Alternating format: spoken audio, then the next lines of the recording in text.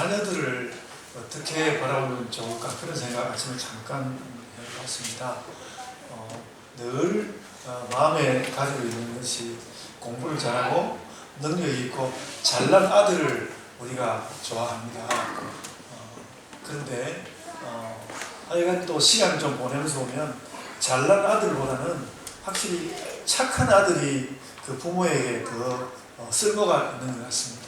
잘난 아들보다는 착한 아들이 쓸모가 있는 것 같고요. 그리고 또 우리가 우리 인생의 모든 깊이를 다 가지고 돌아볼 때 그 착한 아들보다도 믿음이 좋은 자녀는 제가 또 제가 아들밖에 없다 보니까 당연하게 아들 얘기를 하고 있는데, 그러니까 착한 자녀보다는 믿음 있는 자녀가 우리에게 더 의미가 있는 것 같습니다. 그런데 제가 뭐 그거 이야기해서 다 우리 자녀들 믿음 있게 키워야 됩니다, 그 이야기 하려고 하는 것이 아니라 그런 생각을 함에도 불구하고 자주 이제 또 다시 되돌려서 능력 있고 뭔가 잘 해낼 수 있는 자녀를 생각하게 되는 한 가지 중요한 저에게 그런 생각을 다시 해보게 하는 일이 있는데, 오늘과 같은 성경 말씀을 읽을 때입니다. 여러분, 이 히브리서는 아까 우리 조경희 전도사님이 애써서 이제 저자에 대해서 말하려고 했는데, 애초에는 대단히 이제 바울 사도가 썼을 가능성이 높다고 봤습니다만, 갈수록 바울 사도가 아닐 것이라는 생각을 사람들이 많이 하게 되었습니다. 근데 이걸 읽어보면 저는 이제 무슨 의학적인 것은 잘 모르겠습니다만 내용이나 글이 전개되는 방식을 보면 바울이 일반적으로 사용했던 방식하고 많이 달라 보입니다. 그래서 자꾸 이제 히브리서가 바울이 쓰지 않았을 것이다 쪽으로 점점 더 논의가 커져가는 것 같습니다. 그런데 그래서 제가 무슨 이야기를 하려고 하냐면, 저는 이 히브리서를 읽을 때마다 무엇인가 그 기하학 책이나 수학 책을 보는 것 같다는 느낌을 많이 받습니다. 오늘 본문도 좀 그렇죠. 그래서 이런 그 히브리서의 그러한 면과 또 신학적인 어떤 면과 이런 것들 다 함께 다루어서 잘 해명해내는 교회의 자녀들이 우리 교회에서 저는 참 나왔으면 그런 생각이 참 많이 있습니다. 하여간 오늘 본문도 이렇게 좀 수학적인 느낌을 주는데요. 제가 먼저 수학 이야기를 좀 하자면요. 수학과 관련된 명언들이 있는데, 근대 학문의 대명사 프란시스 베이컨은 수학에 대해서 이렇게 말하였다고 합니다. 만약 어떤 사람의 재치가 종잡을 수가 없다면 그에게 수학을 가르치라. 제가 이거 영어로 한번 읽어보려고 영어로 적어 나왔는데 발음이 시원찮아서 그만두겠습니다. 그리고 그렇게 수학은 사람을 간결해지도록 하는 힘이 있습니다. 답답하지 않고. 또 수학에 대한 다른 명언도 있는데요. 프로클루스 니카이우스라는 5세기의 학자인데 그는 이렇게 말했습니다. 수가 있는 곳에는 언제나 아름다움이 있다. However, there is number, there is beauty.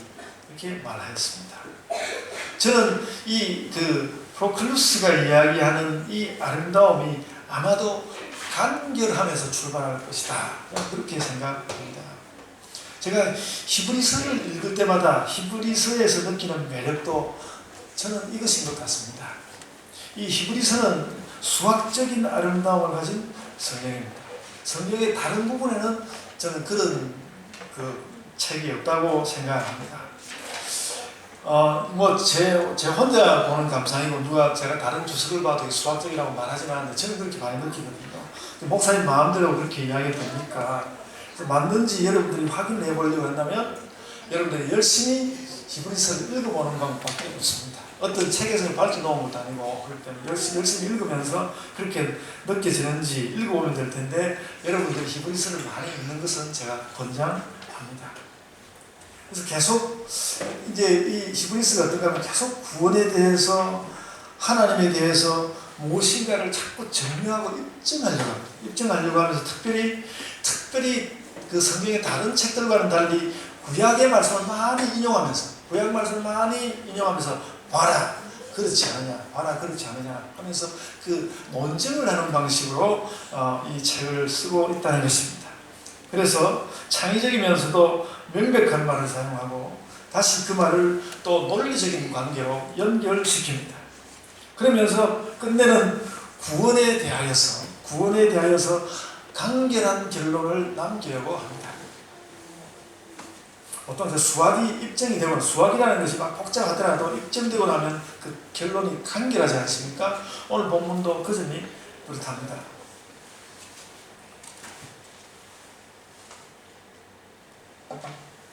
오늘 제가 설교 제목을 오셔서 형제가 되시다 그렇게 말하였는데, 오늘 본문을 따라서 주로 이 형제라는 말에 주목하면서 구원에 대하여서 간결하게, 히브리서 보여준 대로 간결하게 말씀하려고 합니다.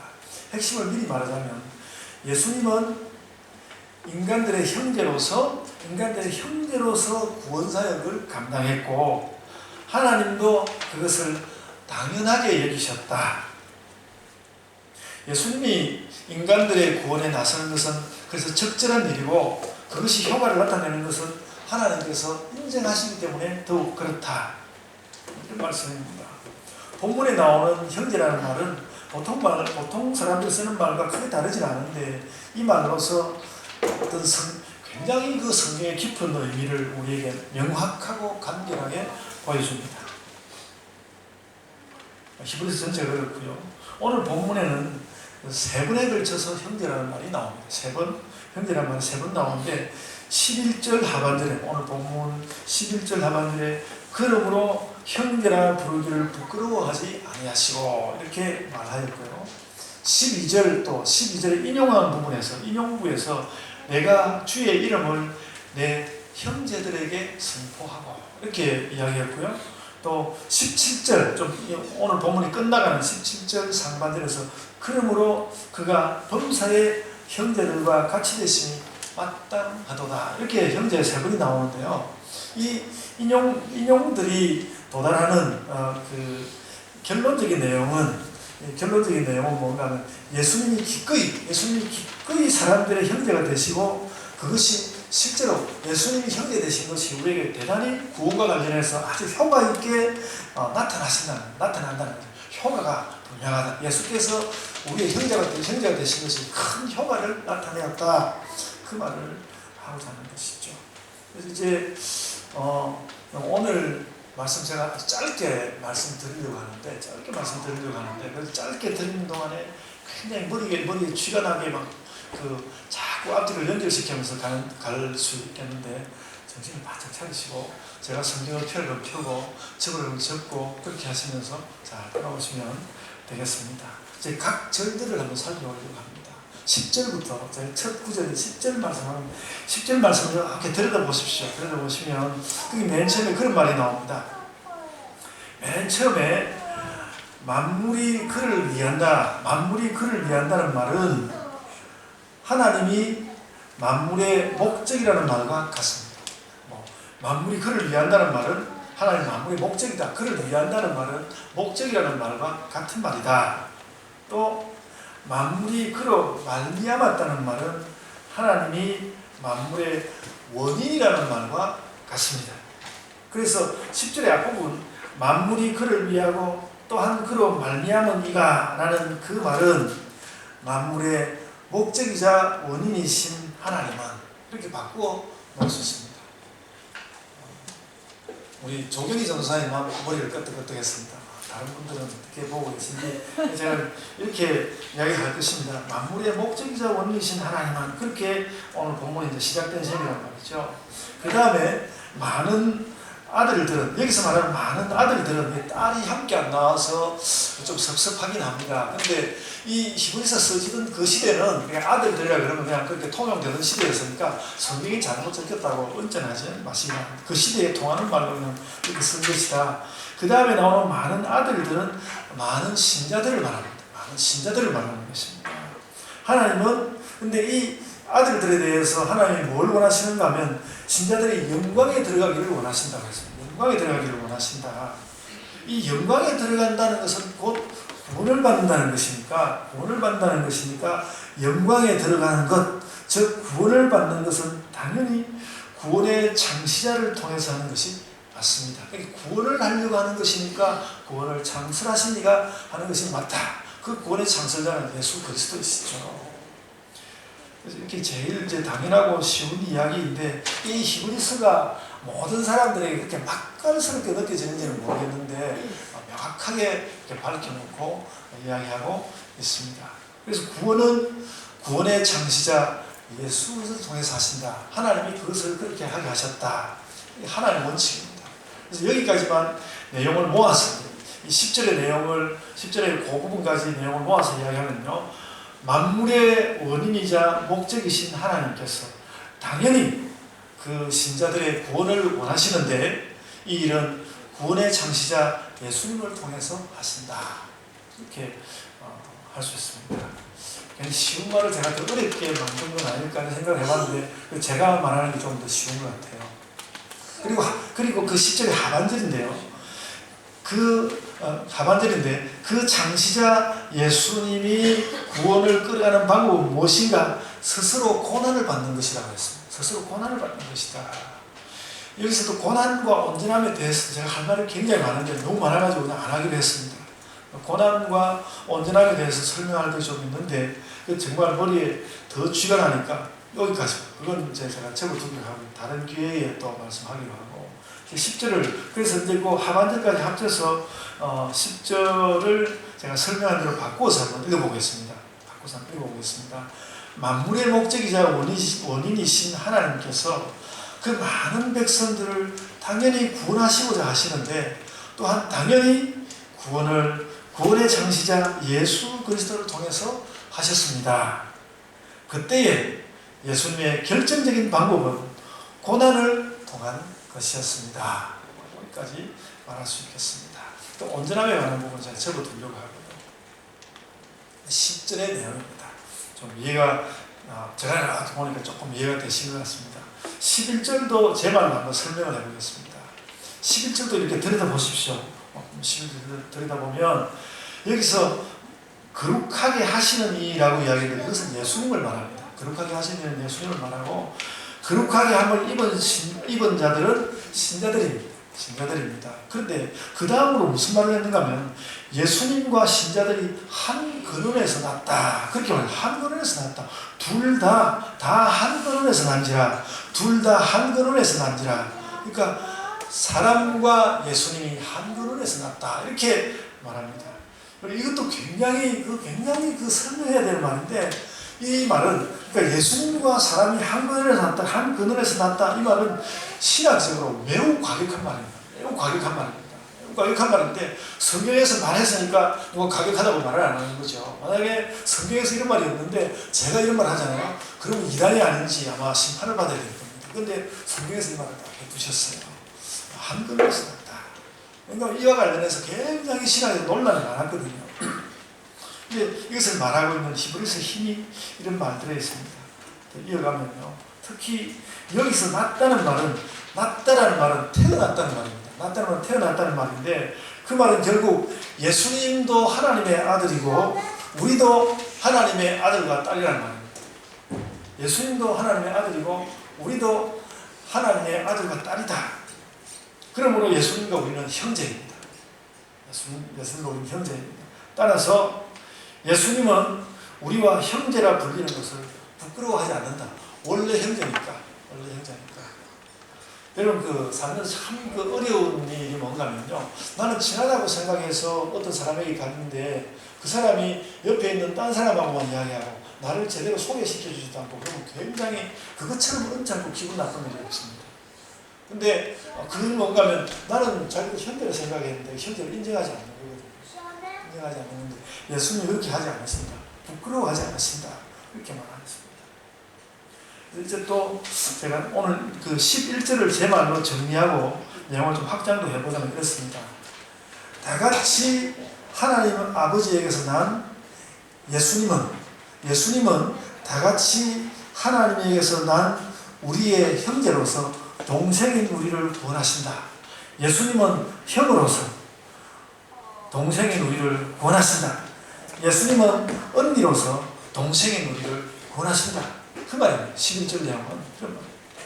그래서 이제 이 예수님은 우리의 형제로서 동생인 우리를 구원하신다. 이 말은 결국 10절과 11절 전체를 요약한 말입니다. 제가 오늘 격가지를 피하려고 하는데 이 부끄러워하지 않으신다는 말을 좀 더 짚어놓고 이 부분만 짚어놓고 가겠습니다. 형님인 예수님이 동생인 우리를 부끄럽게 여기지 않으신다. 구원의 창시자 예수님의 그 구원 행위에는 인간을 부끄럽게 여기지 않으시는 예수님의 감정이 실려 있습니다. 부끄럽게 여기지 않는다는 건 감정이 실려 있다. 그 감정에 딱 요약된 말이 사랑의 것입니다. 그렇게 예수님 우리를 사랑하시면서 구원하신다는 것이죠. 그래서 그러므로 그래서 우리가 그 어떤 것이든 우리가 살면서 저도 생각해보면 살면서 제 삶에서 큰 부분을 차지하는 것이 부끄러움과 수치. 늘 부끄러움과 수치가 저를 이렇게 붙잡고 있는 것을 느꼈는데 던져버리기를 원합니다. 그래서 부끄러움 같은 것은 던져버리고, 부끄러움이 많으니까 어떤 사람은 노래도 안 하고 어떤 사람은 말도 안 하고 아이가 말하는 것이 많잖아요. 부끄러워서 했는데 던져버리고, 그래서 우리가 맑고 좀 담담하고 그리고 경쾌한 마음으로 우리의 구원을 탁 받아들입시다. 그리고 여러분, 우리가 우리 자신을, 내 스스로를 부끄러워하지 맙시다. 예수님이 우리를 안 부끄러워하신다는데 부끄러워하지 맙시다. 제가 11절까지 이야기했고요. 그리고 이거 계속 이제 인용구까지 설명하려고 굉장히 시간이 많이 걸리니까 12절과 13절 그냥 간단하게 설명하고 넘어가려고 하는데요.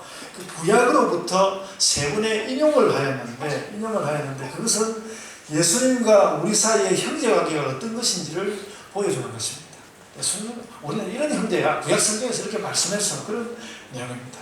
예수님이 부끄러워하지 않은 형제관계를 구약 성경 인용을 통해서 보여주는 것이 12절, 13절 말씀입니다. 그래서 10절에서 13절까지의 내용을 모두 요약해보면 예수님은 형제로서 우리를 구원하신다라는 말입니다. 이제 그 요약을 가지고 14절, 15절 설명해도 나가보겠습니다. 여러분, 이렇게 하는 설교를 절풀이 설교, 굉장히 수준 낮은 설교 중에 하나를 이렇게 있는데, 그래도 그 히브리서 이 말씀을 그렇게 설명해보는 게 좋겠다 싶어서 제가 이렇게 말씀해 봅니다. 14절, 15절인데요. 여기서 또 자녀라는 말이 나오는데, 자녀들은 앞에 나온 그 아들이라는 말과 똑같이 신자를 말합니다. 그렇지? 앞에 나오는 그 아들이라는 말과 여기 나오는 자녀라는 말이 같은 신자를 말하는데, 그 신자들은 어떤가 하면 혈과 육을 가졌다고 했습니다. 혈과 육, 즉 몸을 가졌다. 그런데 예수님은 우리 형제니까 우리의 참 형제이기 위해서 예수님도 사람의 몸을 입게 되었다. 예수님도 형제니까 몸을 입게 되었다. 그렇게 함으로써 예수님이 인간으로서 혈과 육이, 즉 몸이 겪는 죽음, 아까 고난이라고 했는데 그 죽음을 통과하시는데, 그 죽음을 통과함으로써 마귀를 이기셨다고, 마귀를 멸하셨다고 말하고 있습니다.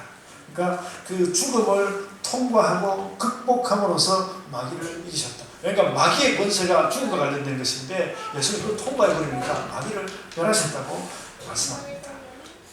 사람으로서 예수님이 사람으로서, 우리와 같이 사람으로서, 우리의 형제로서 그렇게 이기셨기 때문에 마치 예수께서 먼저 사람과 같이 죽음의 고통을 당하고 사람의 몸을 입은 것처럼, 거꾸로 이번에는 형제인 모든 사람이 예수님처럼 죽음을 통과하고 마귀를 이길 수 있다는 것입니다. 그 말씀을 14절, 15절에서 하고 있습니다. 그리하여서 어떻게 되는가 하면 죽는 것을, 죽음을 무서워했고 또 죄의 종이 될 뻔한 사람들이 죽음에서 해방되고 죄에서 해방된다는 것이죠. 죽음에서 해방되고 죄에서 해방된다. 이걸 다시 정리해보면요, 예수께서 몸을 입고 죽음을 통과하심으로 죽음의 세력 마귀를 멸하셨으므로 우리는 그 결과 예수님의 형제로서 죽음에서 해방되었다. 그 말씀입니다. 그래서 예수님이 사람이 되어서 죽음을 이기신 것과 꼭 마찬가지로 사람인 우리도 죽음에서 해방되었다. 여러분, 여기서 형제라는 말이 또 한 번 중요합니다.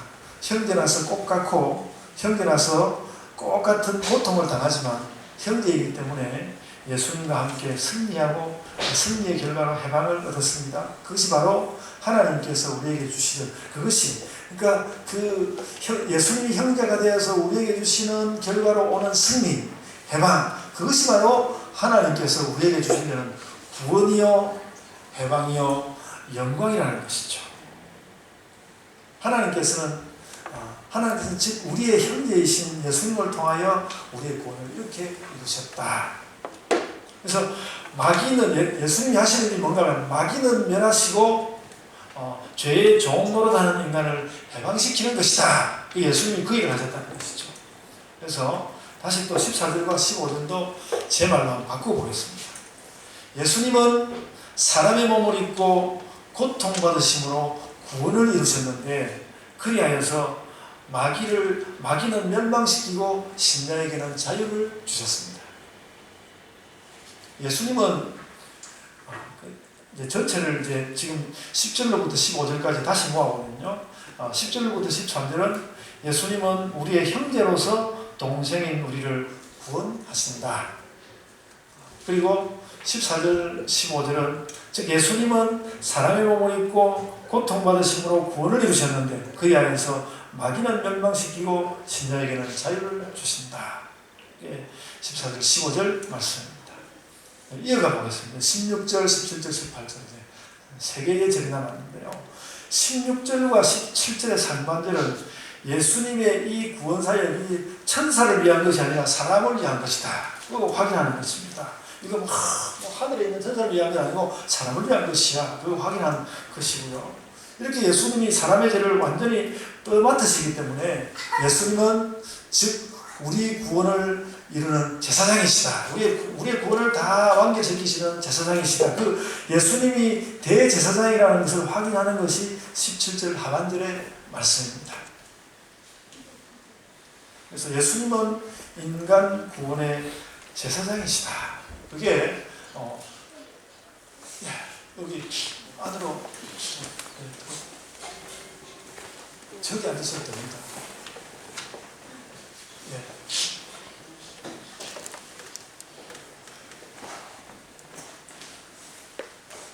굉장히 어려운 이야기를 다 했는데 됐습니다. 감사합니다.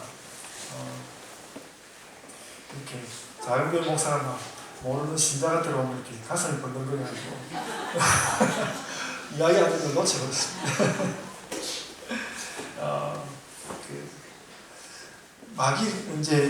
마귀를 멸망시킴으로 신자에게는 자유를 주신다. 그 이야기를 했고요. 17절 말씀은 예수님은 그런 모든 일을 하시는 하늘의 대제사장이시다. 그 말씀입니다. 예수님은 인간 구원의 제사장이시다. 그래서 여러분, 우리가 이 말씀에서 생각해야 되는 건 뭔가 하면요. 우리가 마음이 흔들릴 때는 제사장이신 예수 그리스도를 찬양해야 한다는 것입니다. 옛날부터 이 제사장이라는 말은 뭔가 하면요. 성도들이 힘들고 구약시대에도 그랬습니다. 그 백성들이 힘들고 어려울 때는 그들이 누구를 찾아갈 수 있었는가 하면 제사장을 찾아갈 수 있었습니다. 왜냐하면 구원과 관련된 모든 것을 이 땅에서 어려움에 대해서 뭔가 말할 수 있는 분이 제사장이기 때문에 오늘날 우리에게 예수님이 그렇다는 것이죠. 그리고 나서 17장이 17절은 예수님이 제사장이라는 말씀이고요. 마지막 18절은 이제까지 나온 일의 요약이기도 하고 또 그 일에 대한 약간의 확장입니다. 예수님의 모든 구원 행위는 십자가의 고난으로 이루셨습니다. 그리고 나서 또 덤으로 주어지는 것이었습니다. 그 구원을 이루신 것 때문에 그것이 너무 크기 때문에 덤으로 주어지는 것이 있는데 예수님은 그 십자가 고난을 통해서 사람들이 인간들이 그 혈과 육을 가지고 겪는 고난을 겪으셨기 때문에 결정적인 구원행위, 예수님이 우리의 영혼을 살리시는 그 결정적인 구원행위 그 자체뿐만 아니라 무엇이든지 무엇이든지 우리가 살다가 겪는 고난이라고 여기는 것에 대하여서 예수께서 단박에 그걸 알아차리신다. 우리가 살면서 좀 이거 좀 어려운데 뭐 주님은 내가 이게 너무 어려운데 그렇게 생각하면 예수님 그걸 알아차리신다는 것입니다. 그래서 알아차리시고 그걸 해결해 주신다는 것입니다. 어려운 걸, 고난을 해결해 주신다는 것이죠. 그래서 오늘 그 18절에서 뭐라고 말씀했냐면 시험받는 자들을 능히 도우실 수 있느니라 그랬습니다. 시험받는 자들을 능히 도우실 수 있느니라. 이것은 우리가 영원한 구원의 내용도 어느 정도 포함이 되어 있긴 하지만 이 땅 가운데서 우리가 고난받는다면 걱정하지 말고 주님 앞에 내놓으라는 것입니다. 주님께서 도우실 수 있다. 우리가 어려움이 있다면 예수께 도움을 구해라. 그래서 제가 그 절풀이 설교, 절풀이 다 했습니다. 다 했고요. 이제 오늘 본문 전체를 제가 요약해보면 이런 것입니다. 본문 전체를 요약해보면 10절로부터 18절까지 전체를 요약해보면 구원의 제사장이신 예수님은, 인간 구원의 제사장이신 예수님은 우리의 형제로서 우리를 구원하시는데 그가 죽음의 고난을 통과함으로써 구원을 완성하신다. 그리고 그 완성의 힘이 대단하기 때문에 그 완성의 힘으로 성도의 이 땅 시험도 능히 도우신다. 이것이 구원이다. 오늘 말씀이 그것입니다. 오늘 말씀은 그 말씀입니다. 이것이 제가 최선을 다해서 오늘 본문을 요약한 것입니다. 제가 요즘 이제 그 출판사로부터 의뢰를 받아서 갈라디아서 주석을 번역을 하고 있는데 굉장히 이제 힘이 붙이는 것을 느낍니다. 힘이 붙이는 것을 느끼고, 그래서 그러면서 아까도 말씀드렸듯이 우리 교회의 자녀들이 자라나가지고 그런 막 구약 신약에 나오는 모든 말들과 모든 것들을 충분히 이해하고, 그러니까 우리 자녀들은 이제 저 같은 목사보다는 또 한 걸음 더 나가서 그런 것들을 해주고, 오늘 저는 그 뜻을 거의 이루지 못할 것 같은데, 제가 만약에 저에게 누가 주석을 써도 괜찮다고 허락을 해준다면 저는 이 히브리서 주석을 써보고 싶습니다. 주석을 써보고 싶어요. 이게 뭔가 그래 맛깔스러운 것 같지는 않은데 아주 간결하고 분명하다는 생각이 있어서 그렇습니다. 그래서 제가 이것을 이루기보다는 우리 교회의 자녀들이 이것을 이룰 수 있다면 얼마나 좋을까, 그런 생각을 해봤습니다. 제가 최선을 다해서 요약하는 것이고요. 오늘 본문이 그렇습니다. 그래서 우리는 여러분 교회에서 말씀을 맺어가려고 하는데, 그래서 우리는 이제 자주 이 기도를 해야 하겠습니다. 이런 기도를 해야 하는데, 어떤 기도가 하면요, 형님이 되시는 예수님, 언니가 되시는 예수님, 저하고 형제로서 구원을 베풀어 주신 것 제가 감사합니다. 염치가 없지만 지금 제가 겪고 있는 이 고난도 제 형제로서 도와주십시오. 형님, 언니 도와주십시오. 여러분 그렇게 기도할 수 있겠습니까? 아직 이런 이름이 없었다면 제가 지금 말하는 이 기도를 내놓고 사람들에게 형제의 기도 이렇게 부르고 싶습니다. 형제의 기도, 아무개의 기도, 야베스의 기도, 모세의 기도, 이렇게 기도의 명목들이 많은데 형제의 기도 이렇게 내놓고 형님이 되시는 예수님, 형제라서 구원을 베풀어 주신 것 감사합니다. 염치 없지만 제가 겪고 있는 이 고난도 형제로서 도와주십시오. 여러분들이 고난을 당하시면 이 기도를 가지고 살아가는 것이죠. 이 기도를 가지고 살자. 이것이 그야말로 그 예수님의 구원의 힘을 가지고 우리 기도에까지 나오는 것입니다. 정확하게 구원을 따른 정확한 기도입니다. 히브리서 말씀은 우리에게 그런 구원과 그런 기도를 보여줍니다. 본문에는 나와 있지 않지만 제가 오늘 말씀으로 여러분에게 그래서 확인하고 싶은 것은 구원과 기도가 함께 간다. 구원과 기도가 함께 간다. 형제의 기도. 우리의 기도는 구원의 연장선상에서 하는 것이다. 구원의 연장선상에서 하는 기도이다. 그래서 우리가 오늘 제 목사님 기도를 어떻게 해야 될지 모르겠어요. 그렇게 생각될 때 나의 구원을 마음 깊이 생각하면서 기도하는 것이다. 그 부분 설명해주면 좋겠습니다. 우리의 구원은 그렇기 때문에 또 우리가 그러면 구원이 뭔지 잘 모르겠다. 우리의 구원은 또한 기도하는 가운데서 선명하여진다.